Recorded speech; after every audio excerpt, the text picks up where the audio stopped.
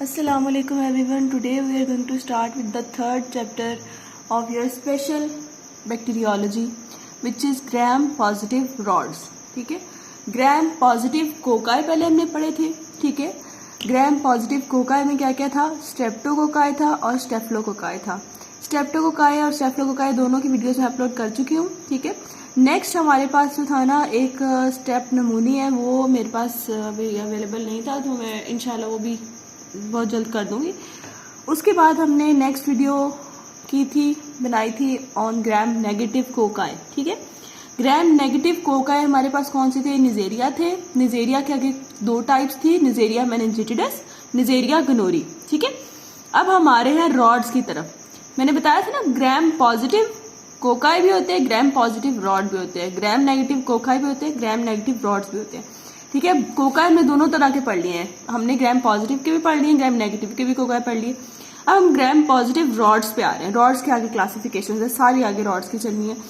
Rods के अंदर ना ग्राम पॉजिटिव वाले जो हैं उसमें 5 आगे हमारे पास बेसिक टाइप्स आती हैं. 5 बैक्टीरिया इसमें आते हैं. ठीक है, सबसे पहला जो होता है हमारे पास बैसिलस.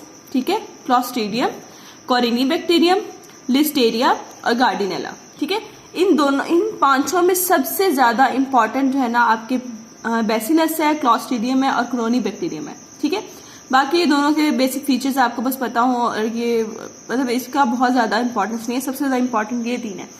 अब इन तीनों के अंदर कोरिनीबैक्टीरियम इसलिए मशहूर है क्योंकि कोरिनीबैक्टीरियम डिप्थेरिया कराता है. ठीक है, डिप्थेरिया नाक की बीमारी आपको पता ही है. तो क्लब शेप्ड होते हैं और ये वी और एल शेप में होते हैं. इनका थोड़ा थोड़ा ना कैरेक्टरिस्टिक है जो इनको आपस में एक दूसरे से डिफरेंशिएट कर रही है. सबसे पहली कैरेक्टरिस्टिक जो कि सिर्फ बैसिलस और क्लॉस्ट्रीडियम की ही स्पेसिफिसिटी है कि ये पोर्स बनाते हैं, स्पोर्स बनाते हैं. ठीक है, इन्होंने क्या करना है? स्पोर्स बनाने हैं. स्पोर्स सिर्फ ये बनाएंगे उस कंडीशन में जब फॉर एग्जाम्पल एनएरोबिक कंडीशन है, तो अब जो है ना वो स्पोर्स बना के अब कंडीशन जब उनके लिए जो है ना फेवरेबल होगी तो वही स्पोर ग्रो करके दोबारा बैक्टीरिया बना सकते हैं. ठीक है, उसके बाद ये लॉन्गर और मोर डीपली स्टेन्ड होते हैं. बाकी की निस्बत इनकी स्टेनिंग जो होती है ना ज्यादा डीप होती है. उसके बाद इसका बाकियों से डिफर हो गया कि ये स्पोर्स बनाते हैं. ठीक है, उसके बाद ये कि कोरिनीबैक्टीरियम जो होते हैं ना ये क्लब शेप्ड होते हैं और वी और एल शेप पैटर्न्स में होते हैं. ठीक है, मतलब ऐसे ऐसे ऐसे ऐसे ऐसे. ठीक है, वी और ऐसे एल शेप में. ठीक है, रॉड्स है ना, तो वी और एल शेप पैटर्न में भी हो सकते हैं. खुद ये क्लब शेप उन्होंने कहा हुआ है. उसके बाद गार्डिनेला आ जाते हैं. गार्डिनेला की कैरेक्टरिस्टिक है कि ये शॉर्ट ग्राम नेगेटिव ग्राम वेरिएबल रॉड है. इनको हम प्योरली ग्राम पॉजिटिव नहीं कह रहे, इनको हम क्या कहते हैं?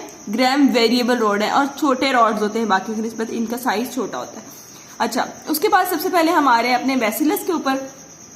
बैसिलस जो है ना उसकी आगे से 2 बेसिक टाइप्स होती हैं. ठीक है, सबसे पहले बैसिलस एंथ्रेक्स वाला. ठीक है, एंथ्रेसिस कहते हैं उसे.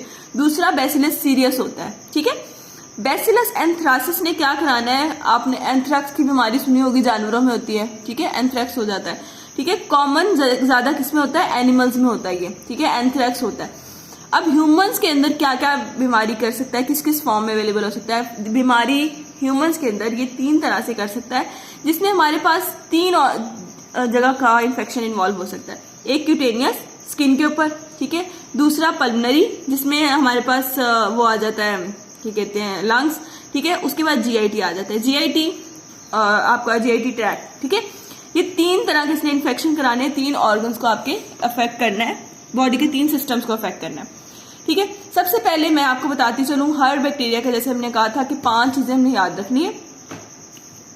उसकी इंपॉर्टेंट प्रॉपर्टीज, देन उसकी ट्रांसमिशन, देन उसके विरुलेंस फैक्टर, पैथोजेनेसिस वगैरह. विरुलेंस फैक्टर पैथोजेनेसिस में आ जाता है, वो आप सेपरेटली ना भी लिखो, पैथोजेनेसिस के अंदर हेडिंग बना दो विरुलेंस फैक्टर की. ठीक है, उसके बाद नेक्स्ट हमारे पास चौथी चीज क्लिनिकल फाइंडिंग आती है, और 5वीं चीज उसकी लैब डायग्नोसिस. हमने लैब में उसको कैसे डायग्नोस करना है. ठीक है, उसके बाद आगे ट्रीटमेंट और प्रिवेंशन जो है ना, ट्रीटमेंट आपकी फार्मा में कवर हो जाती है, आपको इधर से जरूरत नहीं करनी, क्योंकि इतना एक्सटेंड सिलेबस है, बहुत एक्सटेंडेड सिलेबस है. इसलिए फिर जो है ना आपने रीड करना है तो कर ले, लेकिन जो है ना फार्मा में कवर हो जाती है वो, ठीक है।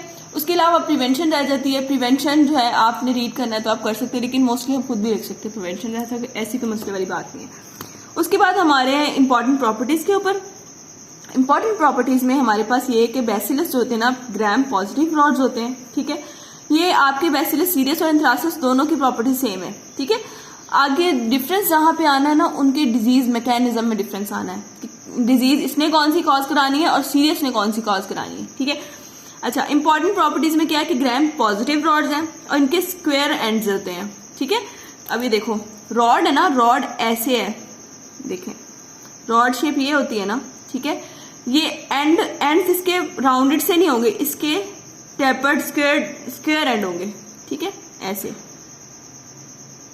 ऐसे, ठीक है।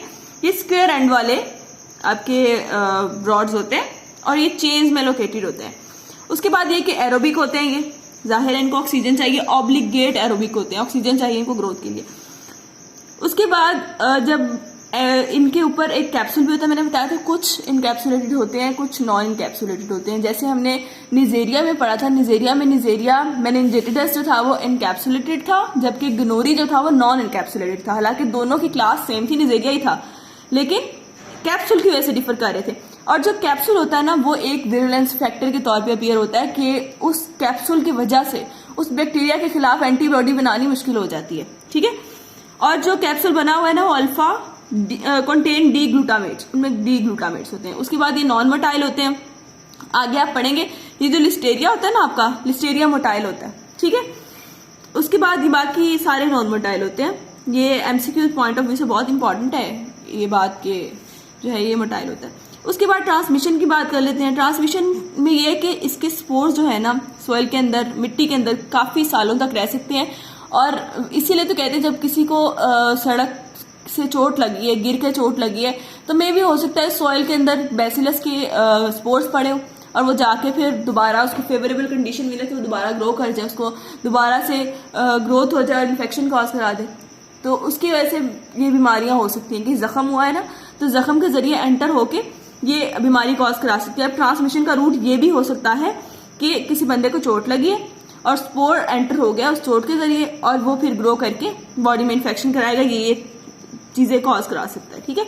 उसके बाद in fact cutaneously at the time of trauma, वही मैंने बात कर दी है। स्पोर्स इनहेल भी किए जा सकते हैं, ठीक है। उसके बाद जीआई एंथ्रेक्स जो होता है ना, गट वाला, ठीक है, जिसमें जीआई प्रॉब्लम्स होती हैं, वो कंटेमिनेटेड मीट इंजेक्शन की वजह से। फॉर एग्जांपल एक जो था प्लांट कहीं पे था, यानी घास लगी थी कहीं पे, तो समझ लो वहां पे उसकी मिट्टी में जो थे ना इसके स्पोर्स थे, तो कोई जानवर था जिसने उसे खाया है, उसको खुद को जब ग्रो करके एंथ्रेक्स हो गया, उस एंथ्रेक्स वाले जानवर का गोश्त हमने खा लिया, ठीक है, उसकी वजह से जीआई एंथ्रेक्स हो जाएगा। उसके बाद ये कि जब लंग्स में एंटर होगा ना, तो वो ब्रीथिंग के जरिए स्पोर इनहेल करने की वजह से होगा, वो जाके मीडियास्टिनल लिम्फ नोड्स में जाएगा और वहां जाके हिमरेजिक मीडियास्टिनाइटिस करा सकता है, ठीक है, वहां की इन्फ्लेमेशन करा सकता है। उसके बाद नेक्स्ट हम आ रहे हैं पैथोजेनेसिस के ऊपर। पैथोजेनेसिस में हमने बात करनी है कि इसके दो विरुलेंस फैक्टर होते हैं, ठीक है, दो एक्सोटॉक्सिन है। ये याद रखना है, ग्राम पॉजिटिव के अंदर एंडोटॉक्सिन नहीं होना। एंडोटॉक्सिन का जिक्र हम सिर्फ ग्राम नेगेटिव के केस में करेंगे।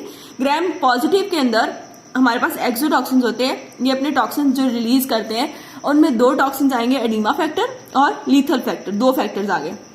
अब क्या होता है कि उनके अंदर उन दोनों फैक्टर्स के भी आगे दो प्रोटीन्स होती हैं, ठीक है, एक होता है उसका एक्टिव सब यूनिट, एक होता है उसका binding sub unit, A B sub unit की फॉर्म में होते हैं ना। ये जो एक्टिव सब यूनिट होता है ना, उसकी एंजाइमेटिक एक्टिविटी होती है, उसने अपना मेन एक्शन जो परफॉर्म करना है ना, जाके जो जो काम करना है, तबाही फेरनी है, वो सारी इस एक्टिव फैक्टर ने करनी है, जो सब यूनिट एक्टिव सब यूनिट होगा इन दोनों एक्सोटॉक्सिन्स का। लेकिन इनका जो बाइंडिंग सब यूनिट है ना, वो जाके सिर्फ इस काम के लिए है कि वो प्रोटेक्टिव एंटीजन के तौर पे काम करेगा, बाइंडिंग में हेल्प करेगा और प्रोटेक्टिव एंटीजन के तौर पे काम करेगा, ठीक है। उसके बाद अब हम इन दोनों को थोड़ा थोड़ा डिस्कस कर लेते हैं। What is oedema factor, what is lethal factor. Oedema factor actually एक एडिनाइल साइक्लेज एंजाइम है, ठीक है, इसका एक्टिव सब यूनिट जो है ना एडिनाइल साइक्लेज एंजाइम है। इसने क्या करना है, CAMP के अमाउंट को बढ़ा देना है, ठीक है। CAMP जब बढ़ेगा, ऑब्वियसली एडिनाइल साइक्लेज एंजाइम है, उसने जाके क्या करना है, सीएमपी की फॉर्मेशन को बढ़ा देना है। सीएमपी की फॉर्मेशन बढ़ेगी तो उसकी वजह से क्या होगा कि सेल के अंदर से ना फ्लूइड बाहर की तरफ एक्सट्रूड करना शुरू कर देगा in the extra cellular fluid, जिसकी वजह से क्या होगा कि एडिमा हो जाएगा। ठीक है, एडिमा हो जाएगा और वो क्या करेगा कि होस्ट डिफेंसेस को इनहिबिट कर देगा कि वहां तक कोई मैक्रोफेजेस वगैरह पहुंच ना सके। एडिमा वहां पे कर देगा और फेगोसाइटोसिस को इनडायरेक्टली इनहिबिट कर देगा। ठीक है, जो किलिंग है उसको इनहिबिट कर दिया। उसके बाद दूसरा फैक्टर हमारे पास आता है लीथल फैक्टर। लीथल फैक्टर में हमने बात करनी है कि प्रोटीएज होता है और वो क्या करता है, जाके फॉस्फोकाइनेज को इनहिबिट कर देता है। फॉस्फोकाइनेज आपकी बॉडी का एंजाइम होता है और आपका एक माइटोजिन एक्टिवेटेड प्रोटीन काइनेज उसको एक्टिवेट कर देता है ये। ठीक है, अब वो जब एक्टिवेट करेगा ना MAPK माइटोजिन एक्टिवेटेड प्रोटीन काइनेज, वो जाके सेल की ग्रोथ को इनहिबिट करता है। ठीक है, अब इसने एक तो एडिमा करा दिया, दूसरा इसने सेल की ग्रोथ इनहिबिट करा दी। अब ये तो इसकी बात होगी इनके एक्टिव सब यूनिट्स की। दूसरा इनका होता है binding sub unit. Binding sub unit को मैंने कहा ना प्रोटेक्टिव एंटीजन के तौर पे काम करता है। वो क्या करता है, ह्यूमन सेल मेम्ब्रेन के अंदर क्या करता है, पोर्स बना देता है, जिसकी वजह से क्या होता है कि फैक्टर जो है ना दोनों सेल के अंदर एंटर हो सके। ठीक है, बाइंडिंग वाले ने क्या करना है, पोर्स बना के एंट्री करानी है सेल के अंदर, और जब सेल के अंदर घुस जाएगा तो उसने पहले तो ये काम कराना है, सीएमपी बढ़ा देनी है, और उसमें से जो फ्लूइड है ना उसको सेल से ना एक्स्ट्रासेलुलर फ्लूइड में फेंकना शुरू कर देना है। और लीथल फैक्टर वाला काम, लीथल फैक्टर जब अंदर जाएगा तो वो क्या करेगा, सेल की ग्रोथ को इनहिबिट कर देगा ये एंजाइम को एक्टिवेट क्लीव करके। उसके बाद आते हैं हम क्लिनिकल फाइंडिंग्स पे। क्लिनिकल फाइंडिंग में हमने देखना है कि जो है ना 3 तरह की फाइंडिंग्स होती हैं। एक इसकी क्यूटेनियस, पल्मोनरी और जीआई। मैंने बताया तीन जगह से तरह से इसका एक्शन परफॉर्म होता है। तो अब हम सबसे पहले बात करेंगे क्यूटेनियस की। स्किन की बात करनी है। स्किन के ऊपर क्या होंगे, पेनलेस अल्सर्स बनेंगे। इसके अल्सर्स बनेंगे लेकिन वो होंगे पेनलेस। उनके ऊपर ब्लैक कलर का स्कार होगा और लोकली उस जगह पे एडिमा हुआ होगा। ठीक है, उसको हम कलेक्टिवली कहते हैं मैलिग्नेंट पस्ट्यूल। और मैलिग्नेंट पस्ट्यूल को अगर हमने ट्रीट नहीं किया तो वो क्या करेगा, ब्लड में एंटर हो जाएगा और बैक्टीरिया करा देगा, और बैक्टीरिया की वजह से क्या होगा कि डेथ कॉज कर देगा वो। ठीक है, ये आपकी क्यूटेनियस की मैनिफेस्टेशन होगी कि स्किन के ऊपर अगर एक्शन करता है तो ये काम कराएगा, मैलिग्नेंट पस्ट्यूल बनाएगा। ये मैलिग्नेंट पस्ट्यूल, ये सारी सिम्टम्स जो है ना, ये आपके सिनेरियो में पूछे जाने वाली चीजें हैं। ठीक है, आपके सिनेरियो में ये चीजें देख के पूछा जा सकता है इस बंदे के अंदर कौन सा बैक्टीरिया है, उसको डायग्नोज करो। ठीक है, उसको कौन सी बीमारी हो रही है और उसकी कोई चीज पूछी जा सकती है। फॉर एग्जाम्पल वो कहेंगे इसकी लैब डायग्नोसिस लिखो, इसकी पैथोजेनेसिस लिखो। ठीक है, आपने पता इन्हीं क्लिनिकल फीचर्स से लगाना है कि उसको ये सिम्टम्स आ रहे हैं तो कौन सा बैक्टीरिया, और फिर ही जब तक आप बैक्टीरिया नहीं डिटेक्ट करोगे तब तक आपको कैसे पता चलेगा किसकी पैथोजेनेसिस लिखनी है और किसकी लैब डायग्नोसिस लिखनी है। उसके बाद हमारे पल्मोनरी सिम्टम्स पे। पल्मोनरी सिम्टम्स में हमारे पास आती है वूल सॉर्टर डिजीज। उसमें क्या होता है, पहले शुरू में क्या होता है, फ्लू हुआ, खांसी होनी शुरू हो गई। ठीक है, ड्राई कफ जिसे कहते हैं। उसके बाद सब स्टर्नल पेन, चेस्ट में ना स्टर्नम के नीचे सब स्टर्नल पेन, वो सारा कुछ होना शुरू हो जाएगा। और अगर उसको ट्रीट फौरन से हमने डायग्नोज वगैरह नहीं किया तो क्या होगा कि प्रोग्रेस करता हुआ ना, मैंने यहाँ पे आपको बता दिया था ऊपर ही, हेमरेजिक मेडिस्टिनाइटिस वाली बात। इसने हेमरेजिक मेडिस्टिनाइटिस करा देना है।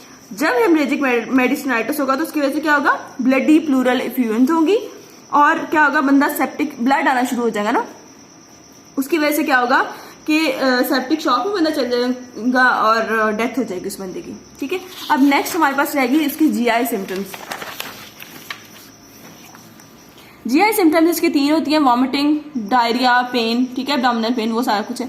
अब इसका एक और डायग्नोस्टिक पॉइंट है जो कि आपसे पूछा जा सकता है, आपके उसमें सिनेरियो में पूछा जा सकता है कि कोई ऐसा बंदा है जिसको फ्ला सिम्टम्स है, उसको ऐसे फ्लू हो रहा है, मीडिएस्टिनल वाइडनिंग हो रही, तो उसके लिए होगा कि मीडिएस्टिनल वाइडनिंग एक्सरे के ऊपर शो हो जाएगी। ठीक है, जब उस बंदे का एक्सरे कराएंगे ना, उसके ऊपर मीडिएस्टिनल वाइडनिंग शो हो जाएगी उसके एक्सरे के ऊपर, जिससे हमें एक अंदाजा हो जाएगा कि बैसिलस एंथ्रेक्स की बात कर रही है। ठीक है, ये इसका डायग्नोस्टिक पॉइंट है।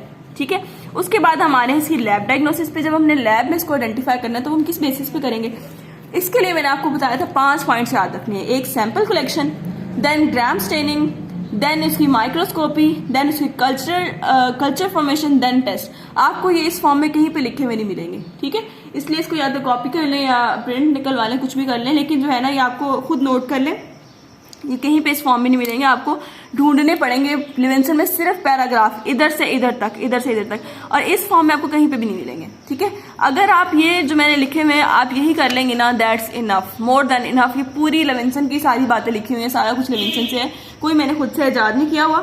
तो इसके अंदर सबसे पहले हम सैंपल की बात करेंगे तो हमने एक्सुडेट लेना लियन साइट से। फॉर एग्जाम्पल उसको कोई ट्रॉमा हुआ था तो वहां से सीरियस बैसिलस का एंटर हुआ है, बैसिलस एंथ्रेक्स, तो उधर का सैंपल लिगन से ले सकते हैं। ठीक है, और अगर पल्मोनरी सिस्टम से एंटर हुआ है स्पोर्ट्स के जरिए तो ऑब्वियसली नेजल स्वैब भी ले सकते हैं। ठीक है, उसके बाद हमने जब ग्राम स्ट्रेनिंग की तो ऑब्वियसली हमें पता चल गया ग्राम पॉजिटिव रॉड है, उसकी स्क्वायर एंड है। माइक्रोस्कोपी की तो रॉड्स हमें मिले और चेंज में प्रेजेंट थे, इसके स्क्वायर एंड थे। उसके बाद कल्चर जब हमने किया तो ब्लड डैगर के ऊपर इसने नॉन हिमोलिटिक कॉलोनीज बनाई है। ये भी इसका डायग्नोस्टिक फीचर है कि वो इससे पूछ सकते हैं, इससे भी सिनेरियो बना के कि आपके पास बंदे की ये सारी सिम्टम्स हैं, लेकिन जब हमने उसको ब्लड डैगर पे ग्रो कराया तो उसने नॉन हिमोलिटिक कॉलोनीज बनाई है। ठीक है, ये नॉन हिमोलिटिक कॉलोनीज है। जबकि हमने पीछे पढ़ा था जो स्ट्रेप पे जाए आप, तो स्ट्रेप में हमने पढ़ा था कि उसमें अल्फा हिमोलिसिस, बीटा हिमोलिसिस पड़ी थी, और स्टेफ और ये सब हमने पढ़ा था, उसमें भी हमने पढ़ा था बीटा हिमोलिटिक कॉलोनीज बना रहे थे। इसलिए इसके बाद याद रखने की नॉन हिमोलिटिक कॉलोनीज बनाएगा। उसके बाद हमने इसकी रैपिड डायग्नोसिस किससे करनी है, पीसीआर बेस्ड असे से।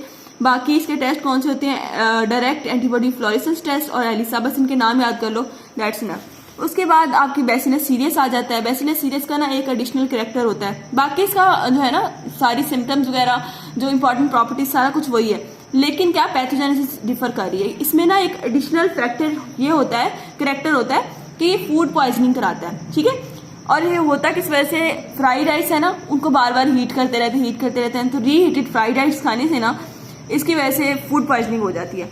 अब इसके जो एक्सोटॉक्सिन है ना, उसके तो थे एडिमा फैक्टर, लीथल फैक्टर, इसके फैक्टर जो होते हैं ना वो दोनों ही जो है ना एक्सोटॉक्सिन, एक रिजेंबल करता है कॉलेरा टॉक्सिन से, वो आगे हम शिगेला कॉलेरा वगैरह सारा कुछ पढ़ेंगे, तो कॉलेरा टॉक्सिन से रिजेंबल करता है। दूसरा जो होता है वो स्टैफ से रिजेंबल करता है, सुपर एंटीजन होता है।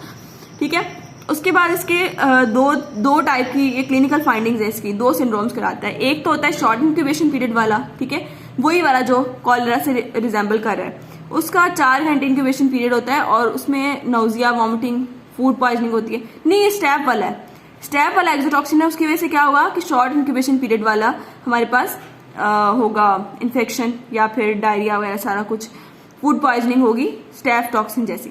और अगर उसने कॉलेरा वाला हुआ है, उसको एक्सोटॉक्सिन ने एक्शन किया है, तो उसकी वजह से लॉन्ग इंक्यूबेशन पीरियड वाला हो सकती है फूड पॉइजनिंग, जिसमें 18 घंटे इंक्यूबेशन पीरियड होता है, वॉटरी नॉन ब्लडी डायरिया होता है और रिजेंबल क्लॉस्ट्रीडियल गैस्ट्रोएंटराइटिस, उससे इंटरव्यू। इसकी कोई लैब डायग्नोसिस नहीं है, इसको सिम्टोमेटिकली हम ट्रीट कर सकते हैं। ठीक है, यहाँ तक हमारा टॉपिक खत्म होता है।